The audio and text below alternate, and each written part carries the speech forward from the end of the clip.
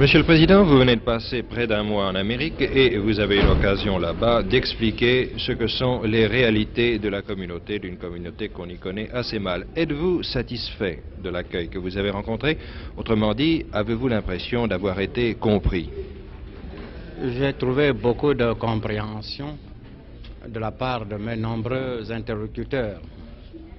Le président Azanouer, le secrétaire d'État Tcherter, M. Dean Baker, M. Sauvé, Premier ministre de Québec, toutes les personnalités civiles ou privées avec lesquelles j'ai eu le bonheur de m'entretenir ont compris, je crois, ce que sont les réalités de notre communauté.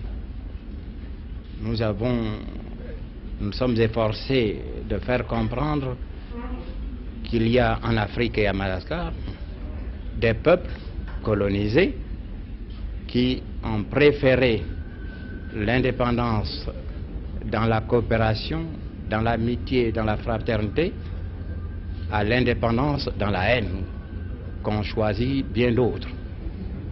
Et j'ai essayé de demander à mes interlocuteurs de comprendre et surtout de faire comprendre que le combat que nous menons, français, africains, malgaches, au sein de la communauté, ne sera pas au seul bénéfice de nos peuples, mais au bénéfice de tout le monde occidental.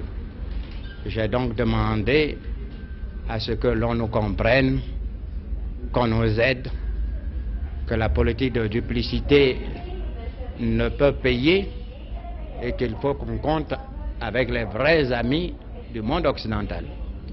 Indépendamment des dirigeants proprement dits, qu'ils soient américains, qu'ils soient canadiens, indépendamment notamment du président Eisenhower que vous avez rencontré longuement, je crois, vous avez vu aussi des milieux qui ne sont pas des milieux politiques, mais qui sont, disons, des élites. Et sur ce plan, avez-vous l'impression que l'accueil, disons l'accueil humain, a été aussi favorable?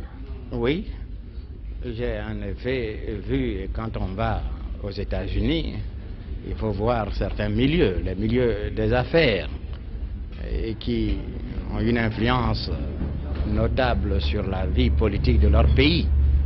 Et là aussi, j'ai rencontré beaucoup de compréhension. Je vais rendre compte de ma mission au général de Gaulle, et ensuite, je me propose, pour informer plus amplement l'opinion française et l'opinion de la communauté, je me propose de tenir une conférence de presse dans les jours qui viennent. Un dernier mot, vous qui avez eu l'occasion d'être assez longuement aux Nations Unies, dans quelle atmosphère pensez-vous que s'engage le débat algérien de demain à la commission politique? On ne peut rien prévoir, mais la position de la France est excellente.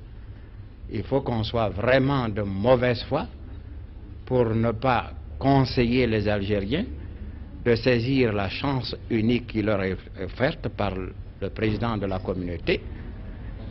Ils peuvent et ils doivent, à partir de la reconnaissance de leur droit à l'autodétermination, mettre fin à ce combat fratricide pour permettre à l'Algérie de se retrouver.